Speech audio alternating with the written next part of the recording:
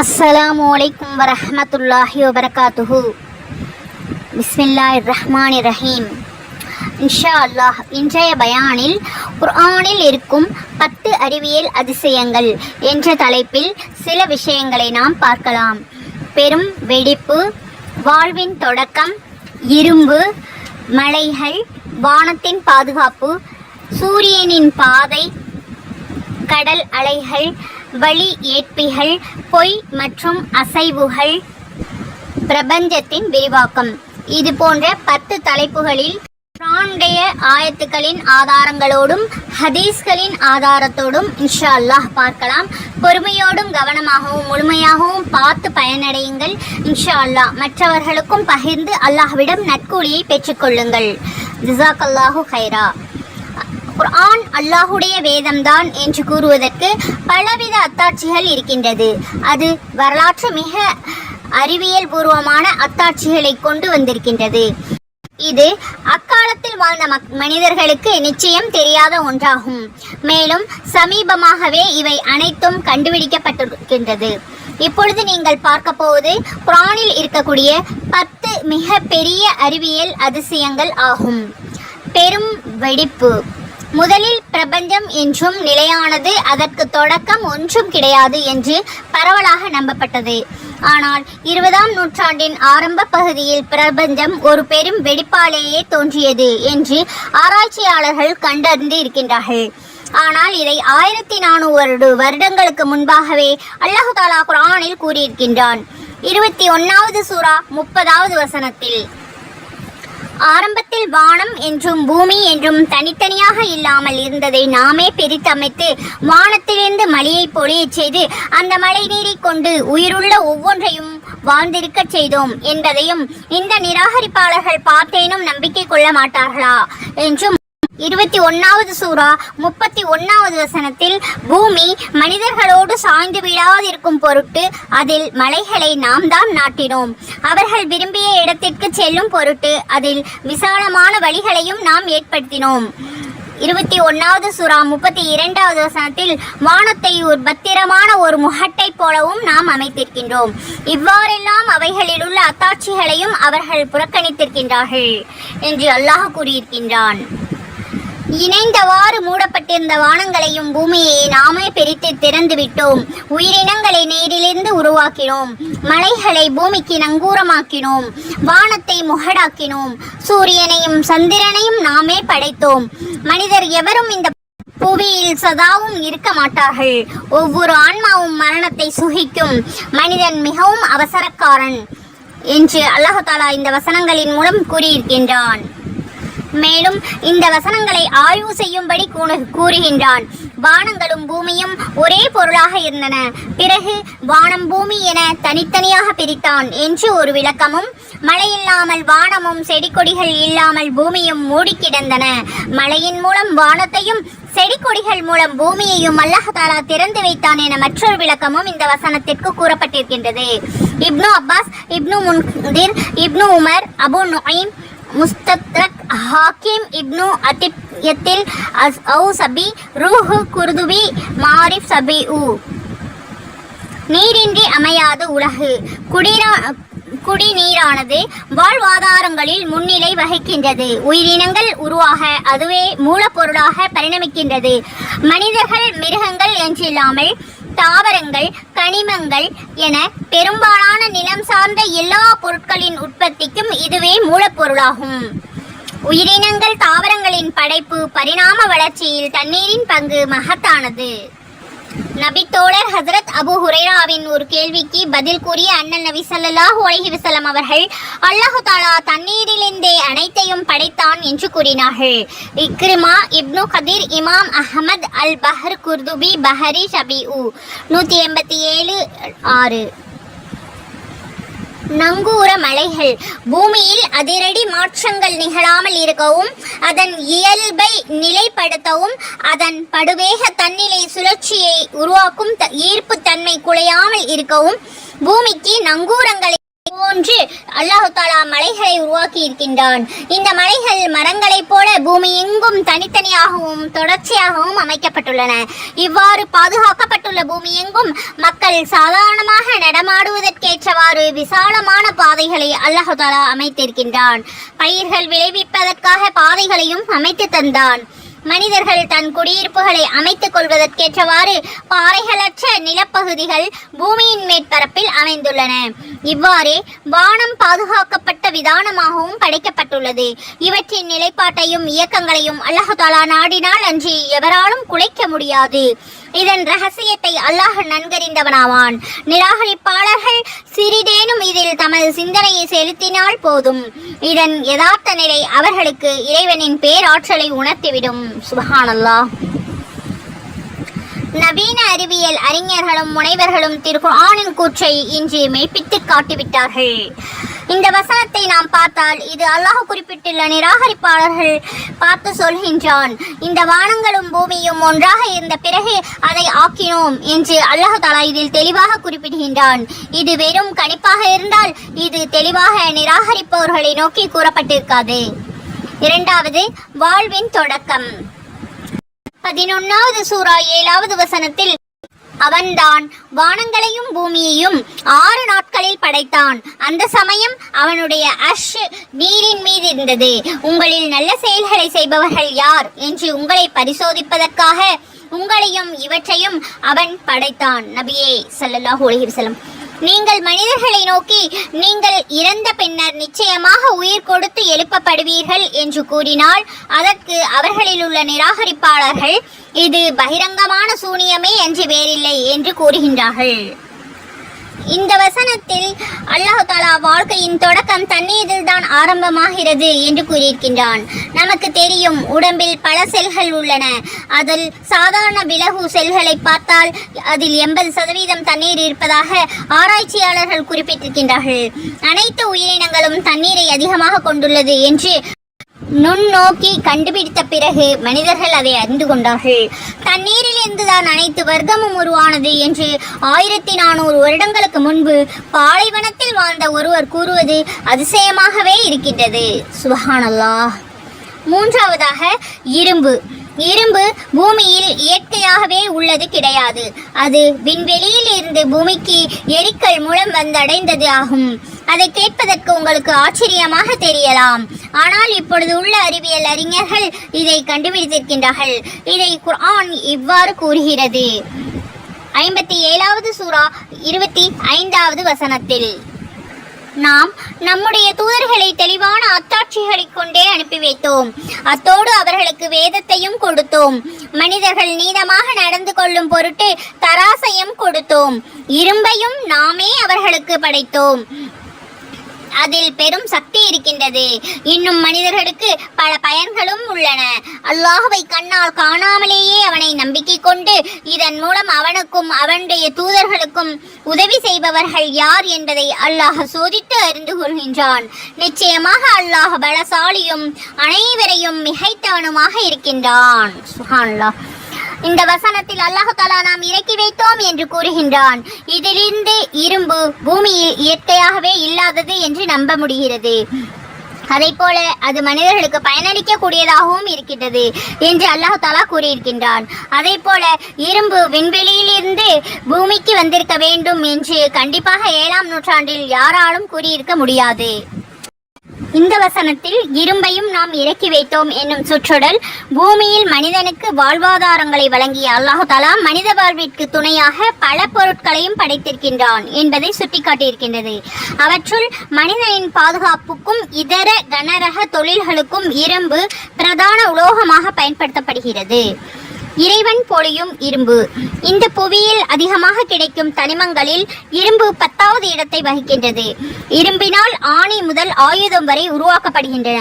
பூமியின் மேலோட்டு பகுதியில் இதனை அல்லாஹ் தஆலா 4வதாக அமைத்திருக்கின்றான். பூமியின் உள்ளகம் இரும்பு, நிக்கல் போன்றவற்றால் அமைந்திருப்பதால் இரும்பு தனித்து கிடைப்பது அரிதென அறிவியலும் தொழில்நுட்பமும் கூறுகின்றன. இதன் காரணமாக வானத்திலிருந்து மழை நீரை பொழிவிப்பதை போல அல்லாஹ் தஆலா இரும்பையும் இறக்கி வைப்பதாக கூறியிருக்கின்றான். சுப்ஹானல்லாஹ். ஆம், நாளொன்றுக்கு 10 முதல் 20 லட்சம் விண்கற்கள் வரை பூமியில் வந்து விழுகின்றன. இவற்றில் தூய்மையான இரும்பு உள்ளதென்று இன்றைய அறிவியல் கூறுகிறது. மழையை போன்றில்லாமல் மனிதர்களுக்கோ பிற உயிரினங்களுக்கோ இடையூறு எதுவுமில்லாமல் இரும்பினை அல்லாஹ் தஆலா பூமியின் மீது இறக்கி வைப்பது அவனது பேராற்றல் மிகு பேரருளை பறைசாற்றுகின்றது. சுப்ஹானல்லாஹ். போர் ஆயுதங்கள், கட்டுமான பொருட்கள், கொள்கலன்கள், வாகனங்கள், இயந்திர பொறிகள், குழாய்கள், கலப்பு உலோகங்கள், நிலை காந்தம், மின்காந்தம், வீட்டு உபயோக பொருட்கள் என எண்ணில் அடங்காத பொருட்களை தயாரிக்க பயன்படக்கூடிய இரும்பு மனிதனுக்கு அல்லாஹ் தஆலா வழங்கிய பாக்கியங்களில் மகத்தான இடம் வகிக்கின்றது. சுப்ஹானல்லாஹ். இரும்பும் இரத்தமும். மேலும் நமது இரத்தத்தில் சிவப்பணுவில் ஹீமோகுளோபின் என்ற நிறமி உள்ளது. இதில் இரும்பு முக்கிய பங்கு வகிக்கின்றது. நுரையீரலிலிருந்து பிராணவாயுவை பெற்று கடத்தி சென்று உடலில் தேவையான பாகங்களுக்கு அளிக்கின்றது. இரும்பிலுள்ள பெரிகுளோரைடு உறைந்து கட்டியாகி இரத்த கசிவை தடுக்கின்றது. இப்படி எண்ணற்ற பயன்களை அளிக்கக்கூடிய இரும்பை இந்த புவிக்குள் இறக்கி தரக்கூடிய அல்லாஹ் எல்லையில்லாத புகழுக்குரியவனாக இருக்கின்றான். அல்ஹம்துலில்லாஹ். நான்காவதாக மலைகள். குர்ஆன் மலைகளை பற்றி நமக்கு ஒரு முக்கியமான செய்தியை தருகின்றது. 78வது சூரா 7வது வசனத்தில் அதில் மலைகளை முளைகளாக நாட்டவில்லையா என்று கேட்டிருக்கின்றான். இந்த குர்ஆனுடைய வசனத்தின் முளைகள் என்ற வார்த்தையின் மூலம் மலைகள் ஆழமான வேர்களை உடையதாகும். முளைகள் என்பது அதை விவரிக்க சரியான வார்த்தைகளாகும். பூமி என்ற தலைப்பில் உள்ள புத்தகத்தில் புவியீர்ப்பு விசையாளர் பிராங்க் ஃப்ரஸ் மலைகள் பூமிக்கு அடியில் ஆழமான வேர்களை படித்து வைத்திருக்கின்றது என்று கூறியிருக்கின்றார். மலைகளை நாம் எடுத்துக்கொண்டால் அது கடல் மட்டத்திற்கு சுமார் 9 கிலோமீட்டர் 8850 மீட்டர் உயர்ந்து இருக்கின்றது. ஆனால் அது சுமார் 125 கிலோமீட்டர் ஆழமான வேர்களை படிந்து வைத்திருக்கின்றது. அதனால் முளைகள் போன்ற ஆழமான வேர்களுடைய மலைகள் என்று அல்லாஹ் தஆலா சொல்வது மிகவும் பொருத்தமான விளக்கமாகும். 20ஆம் நூற்றாண்டில் ஆரம்பத்தில் புவி தட்டு தொடர்பான ஆராய்ச்சிக்கு பிறகே இது கண்டுபிடிக்கப்பட்டிருக்கின்றது. ஐந்தாவதாக வானத்தின் பாதுகாப்பு. வானம் பூமியை பாதுகாப்பதில் மிகவும் முக்கியமான பங்களிப்பை அளிக்கின்றது. ஏனென்றால் இது சூரியனிலிருந்து வரக்கூடிய கதிர்வீச்சுக்களை விட்டு பூமியை பாதுகாக்கின்றது. அதே போல விண்வெளியில் உள்ள மிக கொடூரமான 27 சென்டிகிரேட் உடைய உறைய வைக்கக்கூடிய குளிரை விட்டு வானம் பூமியை பாதுகாக்கின்றது. மேலும் பூமி சுற்றி இருக்கக்கூடிய ஒரு போர்வையை போல அது செயல்படுகிறது. இந்த குளிர் பூமியை அடைந்தால் எல்லா உயிரினங்களும் அது ஆபத்தாக ஆகிவிடும். அதே போல வானம் தரையில் உள்ள உயிர்களுக்கு மிகவும் மிதமான சூட்டை தருகின்றது. இவையெல்லாம் வானத்தின் பாதுகாப்பு அமைப்பின் சில செயல்பாடுகளே ஆகும். இப்படிப்பட்ட வானத்தின் தன்மையை பின்வரும் குர்ஆன் வசனம் கூறுகின்றது. 21வது சூரா 32வது வசனத்தில் வானத்தை பத்திரமான ஒரு முகட்டை போலும் நாம் அமைத்தோம். இவ்வாறெல்லாம் இருந்தும் அவைகளிலுள்ள அத்தாட்சிகளையும் அவர்கள் புறக்கணிக்கின்றார்கள் என்று அல்லாஹ் கூறியிருக்கின்றான். இந்த வசனம் உங்களுக்கு மிகவும் ஆச்சரியத்தை ஏற்படுத்தலாம். தெளிவாகவும் நேரடியாகவும் வானம் ஒரு பாதுகாப்பான முகட்டு கூரையாக இருக்கின்றது. எனினும் நீங்கள் அதை பற்றி சிந்திப்பதில்லை என்று அல்லாஹ் தஆலா அவனுடைய அத்தாட்சிகளில் ஒன்றாக இதை கூறுகின்றான். வானம் பூமியை பாதுகாக்கிறது என்கிற கண்டுபிடிப்பு 20ஆம் நூற்றாண்டில் நடந்த ஆராய்ச்சியின் மூலமே அறிஞர்கள் கண்டறிந்தார்கள். சுப்ஹானல்லாஹ். சூரியன், சந்திரன் போன்ற கோள்கள் அனைத்தும் வான வீதியில் அல்லாஹுடைய உத்தரப்படி செவ்வனே செலுத்தப்பட்டு நிலை மாறாமல் நீந்தி செல்கின்றன. அது வானத்துக்கு கீழாக என்று அறிவியல் கூறுகிறது.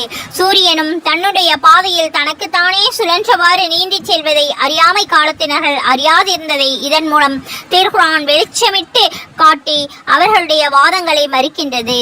சுப்ஹானல்லாஹ். ஆறாவதாக சூரியனின் பாதை.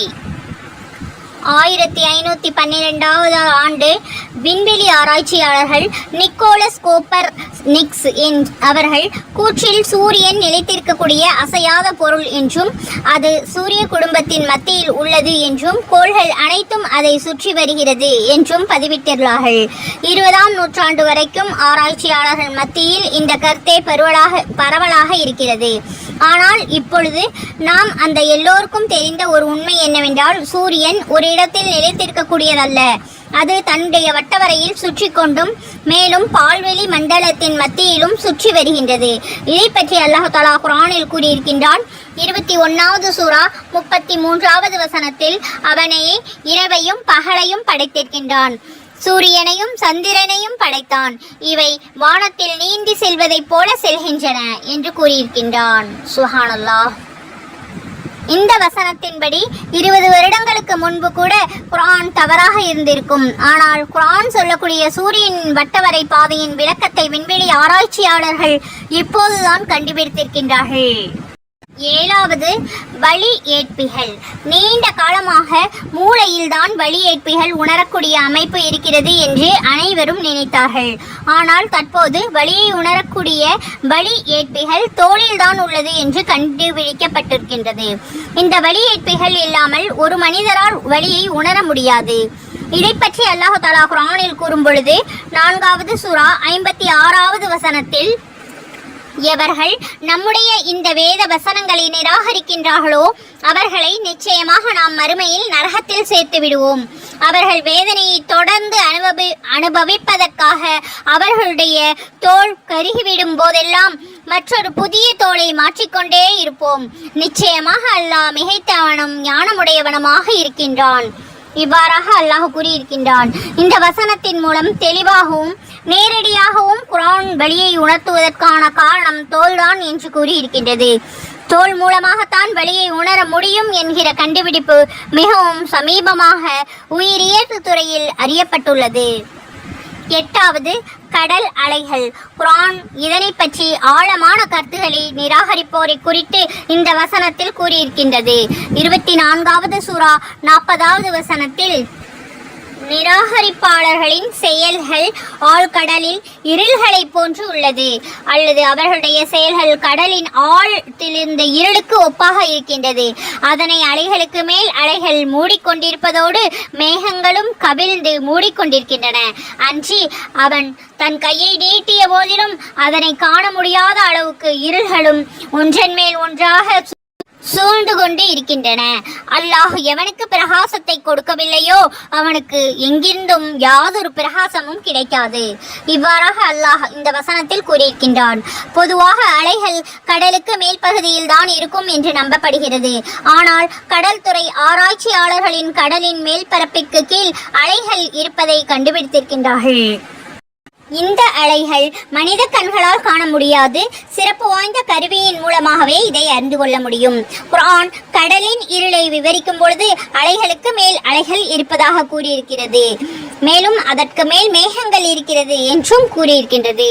நிராகரிப்பாளர்களில் மறுசாரார் கண்களை மூடிக்கொண்டு தன்னுடைய தலைவர்களின் வழியில் செயல்படுவார்கள். அவர்கள் தங்களுடைய லட்சியம் இலக்கு என்ன என்பதை சிறிதும் அறியாதவர்கள். இவர்கள் மறுமையை நம்பாதவர்கள். மேலும் நன்மைக்கு பிரதிபலனும் வெகுமதியும் உண்டு என்ன பதில் சிறிதும் நம்பிக்கை இல்லை. இவருடைய கருமங்கள் காரிருள் கவிழ்ந்த கடலை போன்றவை.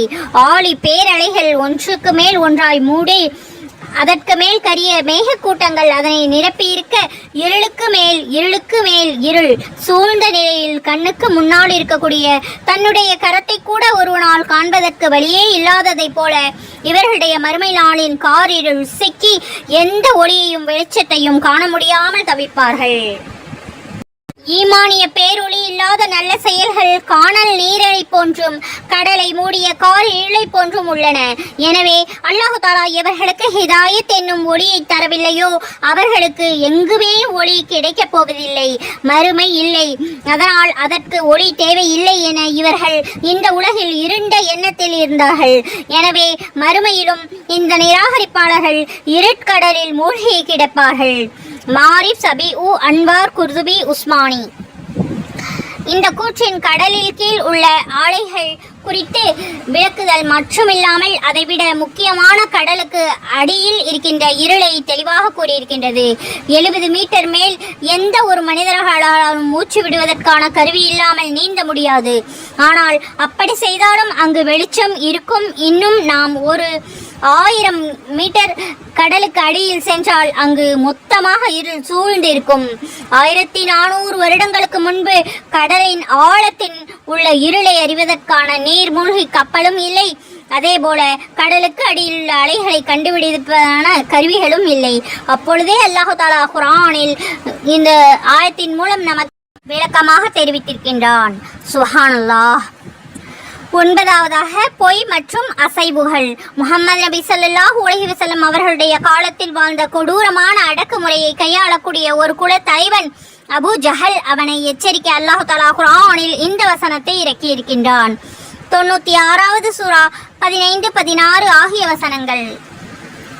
இவ்வாறு அவன் செய்வது தகாது. இந்த துஷ்ட செயலிலிருந்து அவன் விலகிக் கொள்ளாவிட்டால் குற்றம் செய்யும் அந்த பொய்யனின் முன் குடுமையை பிடித்து நாம் இழுப்போம். இவ்வாறாக அல்லாஹ் தஆலா குர்ஆனில் கூறியிருக்கின்றான். இதனுடைய விரிவுரையாக, தொழுகை கடமையான கட்டத்தில் தொழுது கொண்டிருக்கும் பொழுது நபி அவர்கள் பின்னர் ஹரமுக்குள் தொழ துவங்கினார்கள். இங்கு தொழுகை நடத்தக்கூடாது என்று இணை வைப்பாளர்கள் எச்சரித்தவாறு இருந்தார்கள். ஒரு தடவை அபூ ஜஹல் கடும் கோபத்தோடு முஹம்மது நபி ஸல்லல்லாஹு அலைஹி வஸல்லம் அவர்களிடம், இனியும் இங்கு தொழுது சிரமணிப்பதை கண்டால் உன்னுடைய கழுத்தை காலால் நசுக்கி விடுவேன் என்று சத்தமிட்டான். இதை குறித்து அல்லாஹ் தஆலா தொழுது கொண்டிருக்கும் போது தடுக்க நிற்கக்கூடிய ஒருவனை கண்டீரா? நேர்வழியில் அல்லாஹுடைய சன்னிதானத்தில் நின்று வணங்குபவர்களாகவும் இறை எச்சத்தை கைகொள்ளுமாறு மக்களை ஏவிக்கொண்டும் தனது மேலான தூதுவ பணியை நிறைவேற்றிக் கொண்டிருக்கும் இறை தூதரை பொய்ப்படுத்தி அவரது அறிவுரைகளை புறக்கணித்து நிற்பவனைகளை கண்டீரா என்று அல்லாஹ் தஆலா கேட்டிருக்கின்றான். அதை அண்ணல் நபி ஸல்லல்லாஹு அலைஹி வஸல்லம் அவர்கள் ஹரமில் தொழுது கொண்டிருந்ததை பார்த்த அபூ ஜஹல் அங்கிருந்து அடித்து துரத்த ஓடி வந்தான். ஆனால் மறுகணமே பின்னோக்கி தள்ளாடியவாறு திரும்பி ஓட்டம் பிடித்தான். ஏன் ஓடி திரும்பி வருகிறாய் என்று எல்லோரும் கேட்டபொழுது எனக்கும் அவருக்கும் மத்தியில் பெரும் நெருப்படை தோன்றிற்று. அதிலிருந்து தப்பி ஓடி வந்து விட்டேன் என்றான். அபூ ஜஹல் என்னிடம் அந்த தருணத்தில் வந்திருந்தால் வானவர்கள் அவனது மூட்டு எலும்புகளை முறித்திருப்பார்கள் என்று அண்ணன் நபி ஸல்லல்லாஹு அலைஹி வஸல்லம் அவர்கள் கூறினார்கள். நூல் குர்துபி மாரிஃப் சபீஉ. இந்த வசனங்கள் அபூ ஜஹல் போன்ற ஆணவம் பிடித்த அக்கிரமக்காரர்களுக்கு அடிபணிந்து விட வேண்டாம் என்றும் அவர்களை எல்லாம் வல்ல அல்லாஹ் பார்த்து கொள்வான், இத்தகைய தீய செயல்களிலிருந்து உடனடியாக இவர்கள் விலகிக் கொள்ள வேண்டும், இல்லை என்றால் வானவர்கள் இந்த தீயோரின் முன்னேற்றி ரோமத்தை பிடித்து இழுத்து எரிகொள்ளி நிரம்பி வழியும் நரகத்தில் தள்ளிவிடுவார்கள். சஃபானியாக்கள் என்று அழைக்கப்படும் நரக காவலர்கள் பிடியிலிருந்து அவர்கள் ஒருபோதும் தப்ப முடியாது. இந்த சமயம் இந்த தீய செயல்களுக்கு தூண்டுகோலாக இருந்தவர்கள் வேண்டுமென்றால் தங்களுடைய உதவிக்காக அழைத்துக் கொள்ளட்டும், வானவர்கள் பிடியிலிருந்து தப்பிக்க உதவட்டும் என்று கூறுகின்றான். அபூ ஜஹலை அல்லாஹ் தஆலா பொய்யன் என்று சொல்லவில்லை, மாறாக அவனது நெற்றியை அல்லாஹ் பொய்யுரைப்பதாக கூறுகின்றான். இந்த வசனம் மகத்துவம் மிக்கது. ஒரு புத்தகத்தில் ஒரு காரியத்தை செய்வதற்கு மூளையின் ஒரு பகுதியே பொறுப்பாக இருக்கிறது என்று கண்டுபிடிக்கப்பட்டிருக்கின்றது. அதிகப்படியான ஆய்வுகளின் மூலம் அதே மூளையின் பகுதிதான் பொய் சொல்வதற்கும் பொறுப்பாக இருக்கின்றது என்று தெரிய வந்துள்ளது. பென்சில்வேனியா பல்கலைக்கழகத்தில் நடந்த ஒரு ஆய்வில் மக்கள் கேள்விகளுக்கு உள்ளாக்கப்பட்டார்கள். அதில் எப்போதெல்லாம் ஆய்வுக்கு உள்ளாக்கப்பட்டவர்கள் பொய் கூறினார்களோ அப்போதெல்லாம் அவர்களுடைய மூளையின் முன் பகுதியில் அதிக செயல்பாடுகள் தென்பட்டது. மூளையின் முன்பகுதி அசைவதற்கு, செயல்கள் செய்வதற்கும் பேசுவதற்கும் பொறுப்பாக இருக்கிறது. இதே இடத்தை குறித்து தான் குர்ஆன் பொய் சொல்வதற்கும் தீமை செய்வதற்கும் காரணமாக இருக்கின்றது என்று கூறுகிறது. இந்த செயல்பாடுகள் 20ஆம் நூற்றாண்டில் கண்டுபிடிக்கப்பட்டது, நவீன கருவிகளாலேயே அறிவிக்கப்பட்டது. 10வது பிரபஞ்சத்தின் விரிவாக்கம். எப்போது அறிவியலும் விண்ணியலும் ஆரம்ப கட்டத்தில் இருந்ததோ அப்போது குர்ஆனில் பிரபஞ்சத்துடைய விரிவாக்கம் பற்றி கூறப்பட்டிருக்கின்றது. அல்லாஹ் தஆலா இதை பற்றி குர்ஆனில் 51வது சூரா 47வது வசனத்தில், எவருடைய உதவியும் இன்றி நம்முடைய சக்தியை கொண்டே வானத்தை அமைத்தோம், நிச்சயமாக நாம் அதனை அவர்களுடைய அறிவிற்கெல்லாம் எட்டாதவாறு மிக விசாலமாக்கியும் வைத்திருக்கின்றோம் என்று கூறியிருக்கின்றான். இணையில்லாத பேராற்றல் கொண்ட அல்லாஹ் தஆலா இந்த வசனங்களின் மூலம் படைப்பினங்கள் தனது மகத்துவம் மிக்க படைப்பினங்களில் சிலவற்றை கூறி தன் பக்கம் திரும்பிடவும் ஏகத்துவ கொள்கையில் நிலைத்து நிற்குமாறும் மனிதர்கள் அறிவுறுத்துகின்றான். இந்த திருவசனங்களில் 11 அம்சங்களை சுட்டிக்காட்டியிருக்கின்றான். முதலாவது, வானத்தை நம்முடைய சக்தியை கொண்டே படைத்தோம் என்ற தீர்வசனம். அல்லாஹுடைய ஆற்றல் எல்லையற்றது. எல்லையற்ற பரம்பொருளான அவனது வல்லமை முடிவில்லாதது. அவன் நாடியதெல்லாம் நாடியபடியே செய்து முடிப்பவன். வானங்களையும் அவற்றின் உள்ளே உள்ளவைகளையும் புறத்தில் உள்ளவைகளை அனைத்தையும் அல்லாஹ் தஆலா படைப்பதில் களைப்படைய மாட்டான், சோர்வுறாதவன் என்று கூறியிருக்கின்றான். மேலும் இன்னொரு இடத்தில் 50வது சூரா 38வது வசனத்தில், வானங்களையும் பூமியையும் அவற்றுக்கிடையே உள்ளவற்றையும் 6 நாட்களில் திட்டமாக நாம் படைத்தோம் என்று, அதனால் நமக்கு எத்தகைய களைப்பும் ஏற்படவில்லை என்றும் கூறியிருக்கின்றான். சுப்ஹானல்லாஹ். பிரபஞ்சம் விரிவாகிறது என்ற அறிவியல் உண்மையை கடந்த நூற்றாண்டில் கண்டுபிடித்தார்கள் இயற்பியலாளர்கள். இந்த பிரபஞ்சம் விரிவடைகிறது என்று குறிப்பிட்டிருக்கின்றார்கள். இவற்றின் இந்த கண்டுபிடிப்பு தான் 20ஆம் நூற்றாண்டின் மிகப்பெரிய அறிவுபூர்வமான கண்டுபிடிப்பாகும் என்று கூறுகிறார்கள். ஆனால் குர்ஆன் பிரபஞ்சம் விரிவடைவதை தொலைநோக்கி எல்லாம் கண்டுபிடிப்பதற்கு முன்பாகவே கூறிவிட்டது. இது குர்ஆனில் இருக்கும் வெறும் 10 அறிவியல் உண்மைகளே ஆகும். இதை போல பல அறிவியல் பூர்வமான உண்மைகள் குர்ஆனில் இருக்கின்றது. குர்ஆன் ஒரு அறிவியல் புத்தகம் கிடையாது என்பதை நாம் தெளிவாக புரிந்து கொள்ள வேண்டும். ஆனாலும் இது அறிவியலில் சரியாக சார்ந்திருக்கிறது. மேலும் குர்ஆனில் வரும் இந்த அறிவியலில் உண்மைகளை எல்லாம் வெறும் யூகங்களே என்று கூறி வருவது அறிவுக்கு புறம்பான ஒன்றாகும். இதனுடைய சரியான விளக்கம் என்னவென்றால், இந்த ஞானத்தை அல்லாஹ் தஆலா அவனது தூதர் முஹம்மது நபி ஸல்லல்லாஹு அலைஹி வஸல்லம் அவர்களுக்கு இறக்கி வைத்தான். எப்படி குர்ஆன் இயற்கை உலகத்தின் அறிவை கொண்டிருக்கின்றதோ அதை போல அது ஆத்மாக்களின் உள் மனதில் உள்ள எண்ணங்களையும் தேவைகளையும் குறிப்பிட்டிருக்கின்றது. குர்ஆன் நமக்கு வாழ்க்கையின் ஒரு நோக்கம் இருக்கிறது என்று கூறுகிறது. அந்த நோக்கத்தை அடைவதற்கு நாம் இறைவனினுடைய அடையாளங்களை பின்பற்றினால் இந்த வாழ்க்கையில் மன நிம்மதியும் மறுமையில் சொர்க்கத்தையும் அடையலாம். இன்ஷா அல்லாஹ். அல்லாஹ் தஆலா நம் அனைவருக்கும் சொர்க்கத்தின் உயர்ந்த பதவியை தந்தருவானாக. ஆமீன். இந்த தூதை பொய் என்று விளங்கி கொண்டால் அது இந்த உலகிலும் மன அழுத்தத்தை தரும், மறுமையிலும் நரகத்தை வேதனையை தரும். அல்லாஹ் தஆலா நம் அனைவரையும் அதனை விட்டு பாதுகாப்பானாக. ஆமீன். அதை விரைவில் நாம் அவர்களுக்கு நம்முடைய சான்றுகள் அனைத்து திசைகளிலும் அவர்களுக்குள்ளேயும் காண்பித்துக் கொடுப்போம். இந்த குர்ஆன் சத்தியமானது என்ற உண்மை இவர்களுக்கு தெளிவாகிவிடும் வரையில் அல்லாஹ் தஆலா உன்னுடைய இறைவன் ஒவ்வொன்றுக்கும் சாட்சியாக இருக்கின்றான் என்பது போதுமானதில்லையா என்று அல்லாஹ் தஆலா குர்ஆனிலேயே கூறியிருக்கின்றான். குர்ஆனை விளங்கி படித்து குர்ஆனுடைய ஒவ்வொரு வசனங்களையும் புரிந்து படித்தால் அல்லாஹ் தஆலா நமக்கு அதன் மூலம் பல பயனுள்ள நல்ல தகவல்களை தருவான். இன்ஷா அல்லாஹ். இனிமேல் அல்லாஹ் தஆலா கூறிய ஒவ்வொரு வார்த்தைகளையும் புரிந்து கற்றுக்கொள்ளக்கூடிய பாக்கியத்தை அல்லாஹ் தஆலா நம் அனைவருக்கும் தந்தல் புரிவானாக. ஆமீன்.